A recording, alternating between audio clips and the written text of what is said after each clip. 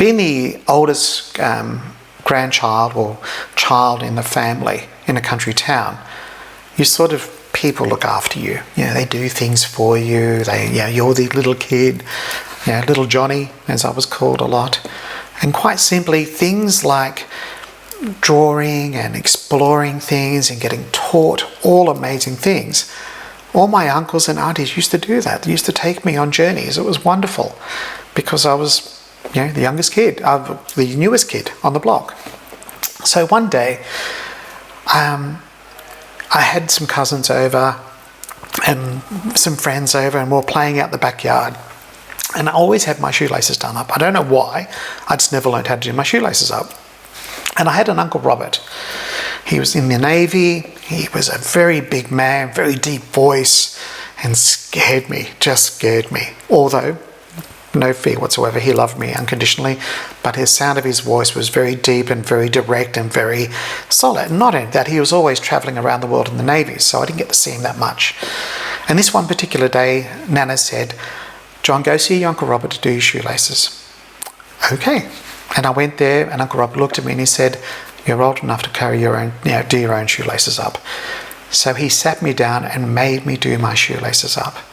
Now, it sounds like a simple story. It sounds like a story that quite simply everybody goes through in some part of their life.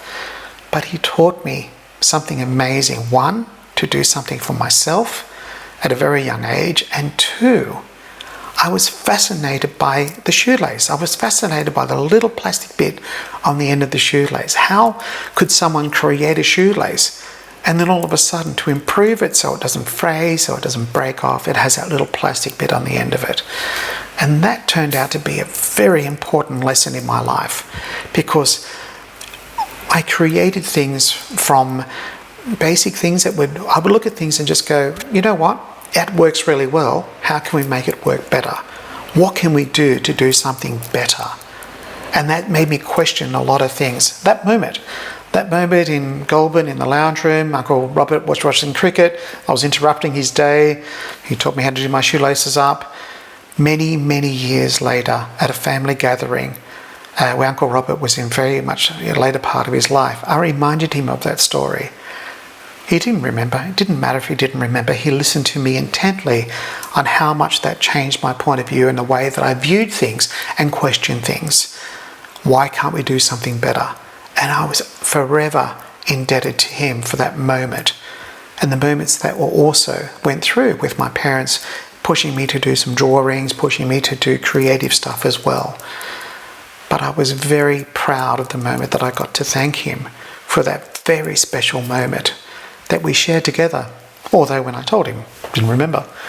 And he just looked at me rather strange, going, "Okay, John, no worries," which was kind of scary at the same time. But at the same time, I had an opportunity to thank the man that taught me something incredibly valuable. And I think a lot of people need to thank people about teaching the minute, the little tiny things that make such a difference in our life. And the fact that you get to thank that person makes it amazingly wonderful for your own life and for them too.